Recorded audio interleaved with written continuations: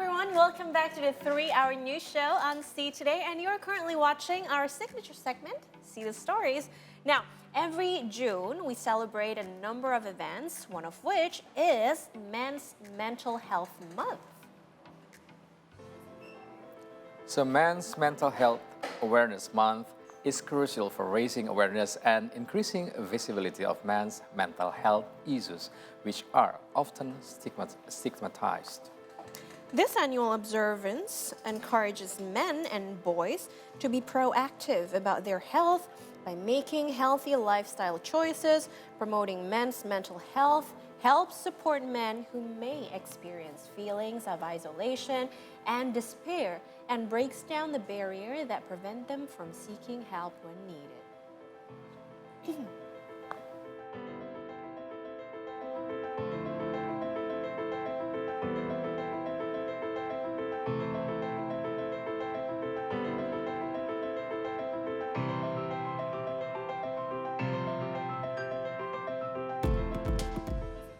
You know, Gracia, I used to familiar with term of men's health, but it turns that it's also important when we talk about men's mental health. Yeah.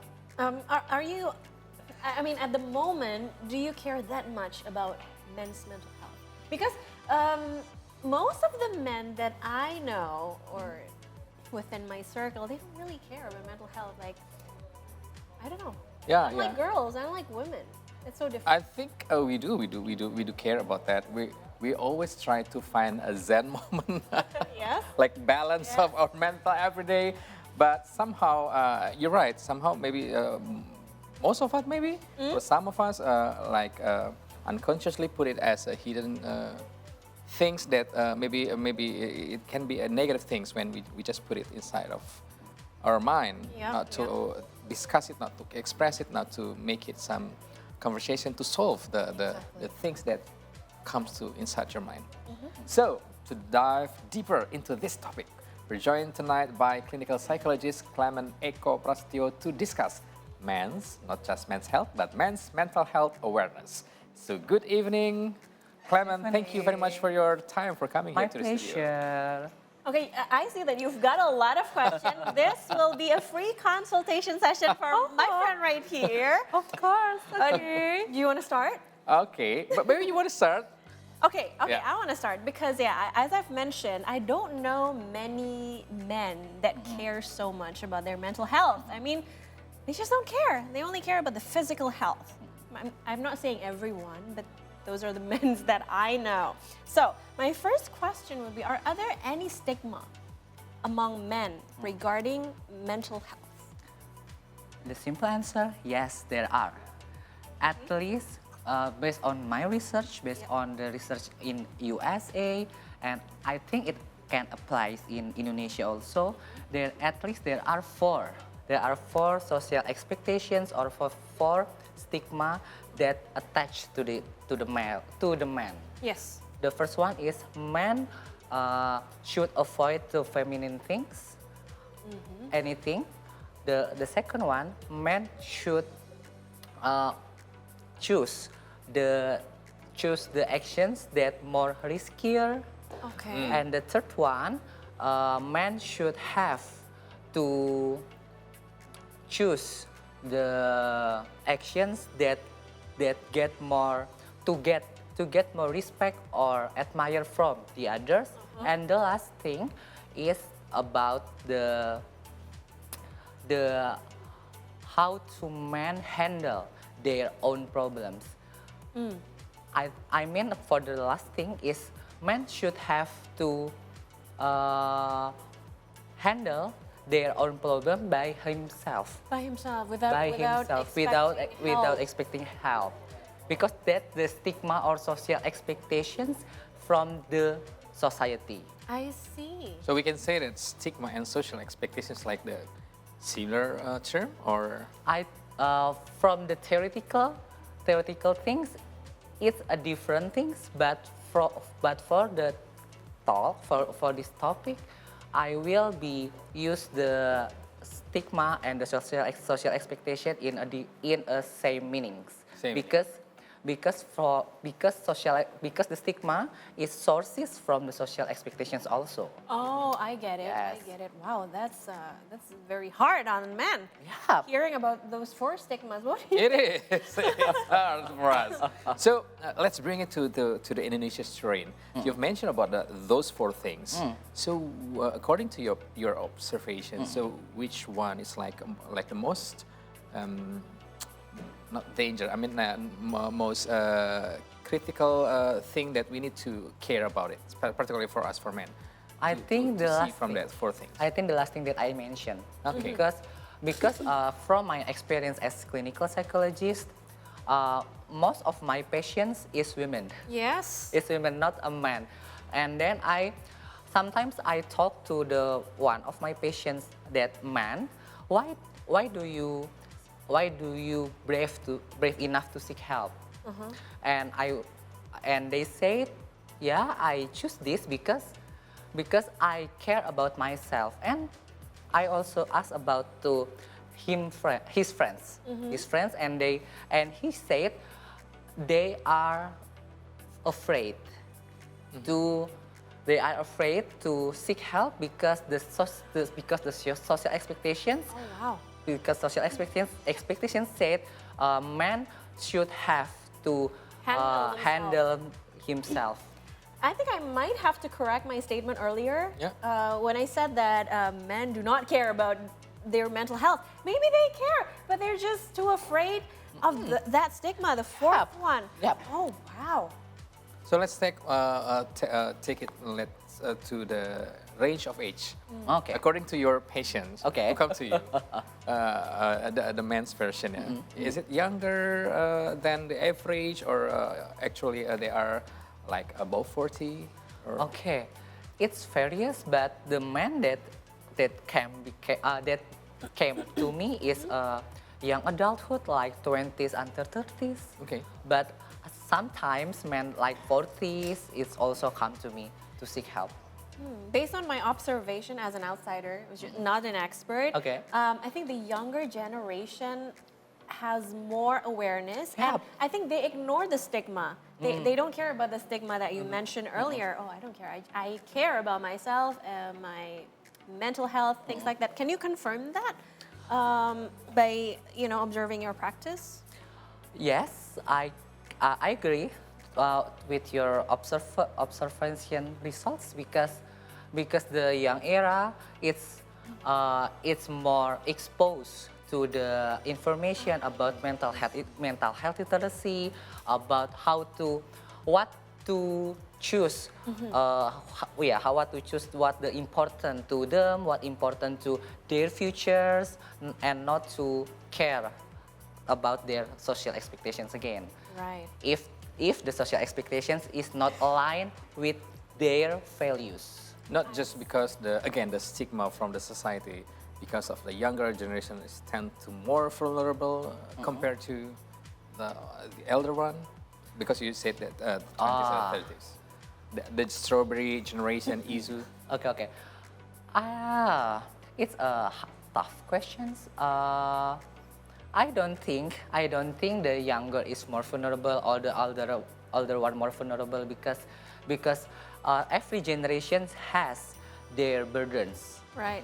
Their own burdens, but I think the big difference is about the mental health literacy also. In mental health literacy, maybe in the older generations, it's hard to get the new knowledge, or maybe they can more reluctant to change their opinion, their knowledge, to update their knowledge about the how the world change. It's understandable. Sometimes it's hard to empty your cup and accept new information, right? But the good thing about men nowadays, including my coworker right here, in family, let's say, in the family institution, usually only the mother, right? In the olden days, only the mother take care of the house, of the children. But nowadays, it's so different. You also take care of your children. My hobby is taken out. Right? And the housework, house chores. But perhaps some men find it difficult, to balance between their career and family responsibilities, like including the house chores that I've mentioned. Now, do you have any tips, perhaps, on how to balance the two so that it won't give burden to the men's mental health? Okay. The first one is knowing the values. I think when we talk about the marriage, we have to communicate each other among the husband and wife, and then the husband and the wife also have high awareness with the husband burdens, and the husband burdens have to also admit or accept about the limitations to raise children, to balance everything. Because based on my observations, man is more reluctant to say I cannot handle this. So I think my suggestion is it's okay to say I cannot handle this, so please help me. Okay. I think it's the first suggestion for me, and then do self-care a lot. And the third one is how to choose again, back to your values again, as a human, as a husband, as a child of your parents, and etc. Right. Can you confirm that? Is it hard to admit that? Yeah. It's hard to Sometimes, do this. sometimes for myself, it's hard to admit that. Like I need for seeking help, for example. And then my next question is, let's say about the symptoms or some alarms that until at the stage that we need to seek for some help because of the issue of men's mental health. So according to you as a clinical psychologist, can you mention like some symptoms, like maybe for us it's a kind of common symptoms, but somehow it is a danger alarm that actually at that time we need to go to you. Okay. Okay. The symptoms in men and in the women, it's more or less is pretty same. Okay. But I will say the men will have a symptoms that more riskier than the women. I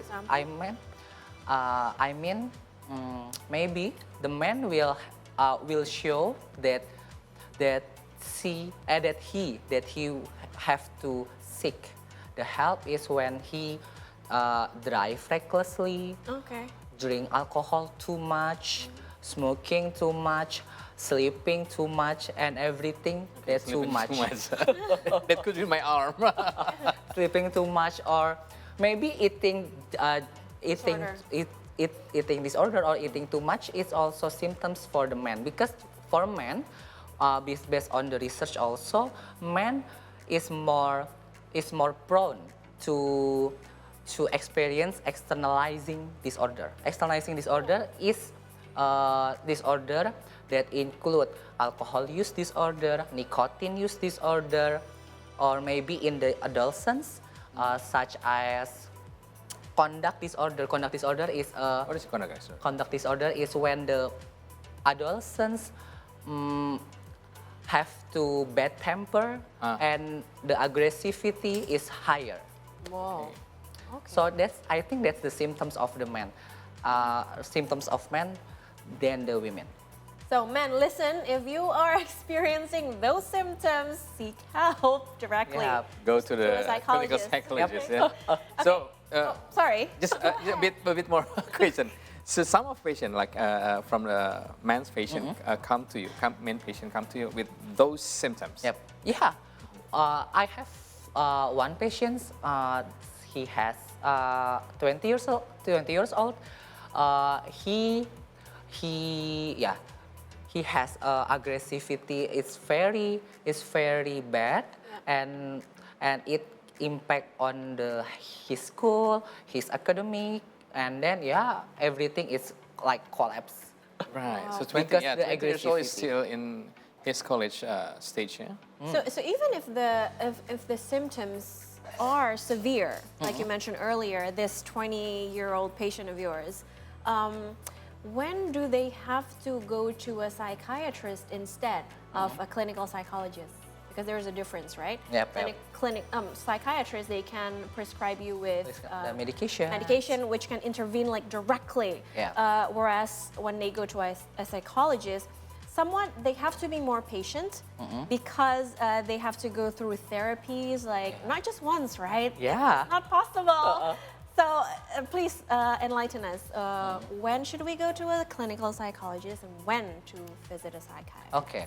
When you visit the psychiatrist, from my perspective, when you need to the directly or the Fastest way. I think the psychiatrist it's help a lot.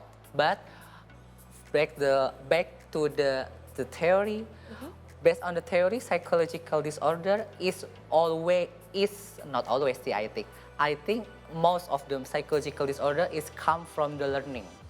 When you only take the medicine, no learning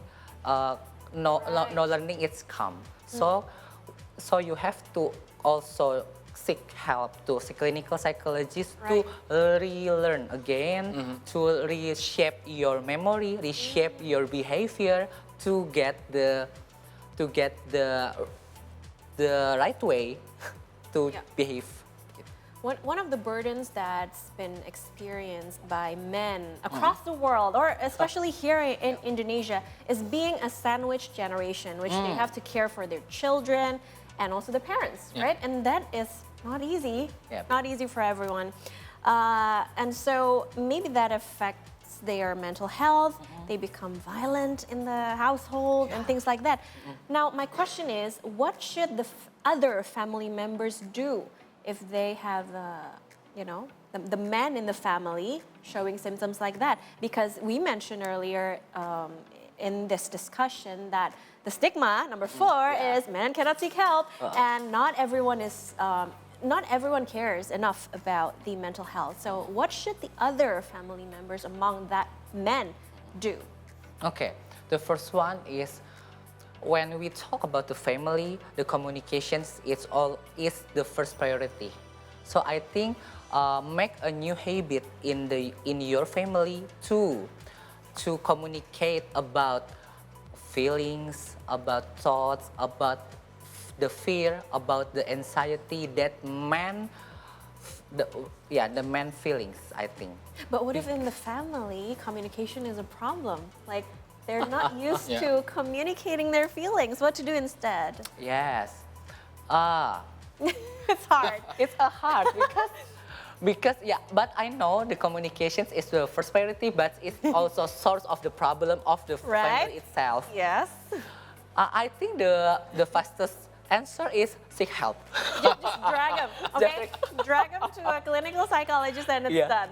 Yeah. So one of the alarm again, if the communication is bad in the family, just go seeking for help. Yes. Go to a psychologist or maybe psychiatrist. Yeah, but I have some tips. When we meet the sandwich generations, you have to the first person that you have to communicate is your partner, not is your child, not is your parents, your partner. Okay. Because when we talk about sandwich generations, I assume the partner is marriage or partner, just marriage. So please talk with your partner genuinely, openly, passionately with your partner and make some commitment or some agreement within two of them, and then apply it to the whole family. Okay, can we dive deeper into the type or method of healing? Or because I know that a clinical psychologist has a lot of ways or a lot of therapies to be given to the patient in order to heal. Now, especially for men, what is the most suitable therapy? Most suitable therapy. Like, I don't know, hypnotherapy, or I'm not a psychologist, so please tell us more about it. In research, based on research, I couldn't find what the most suitable therapy for men, because the research says all of the therapy is suitable for men or the women. But from my opinion, this personal opinion, Yes. men love to challenge. So when Love to be challenged. I love to be challenged. So when we talk with the man, or when I do therapy with the man, Yes. I have to set some challenge or some goals with him, and then we can working on more smoothly. I see. Right. That's right. Because women, we hate challenge. Like, Yes. whenever, I've been to a psychologist before, and whenever he or she gave me a homework or deadline, I never do it. Yeah, 'Cause I hate it. women is more like to listen, to validate it. You know, it's so. Your last thing. I mean, talking about challenge. Men's love, more love for some challenge things. I got it this morning from my colleague. Like, Okay. he did the morning churchill. Okay. He phoned me, and then he asked me for some suggestion, and then but he is setting himself for facing the challenge. Like, he put by himself, like, what are you doing related to this issue? Yeah. The mental health issue. Like, okay, so it's confirmed. It's confirmed. Well, I guess that we gotta work on the fourth stigma we mentioned earlier in the discussion. If you are a man, and if you are watching the show, watching this discussion, do not be afraid to seek help. Do not be afraid to just admit that you need someone to help you with your problem. Thank you so much for being here with us tonight and giving your wonderful insights. I think we've gained a lot of new knowledge. Thank you very much for your coming. Sure. All right, then it's time for another break. Unfortunately, we've got no more time for other questions. We got to take a little break, but do not go anywhere, because after this, we'll be back with more information just for you. Stay with us.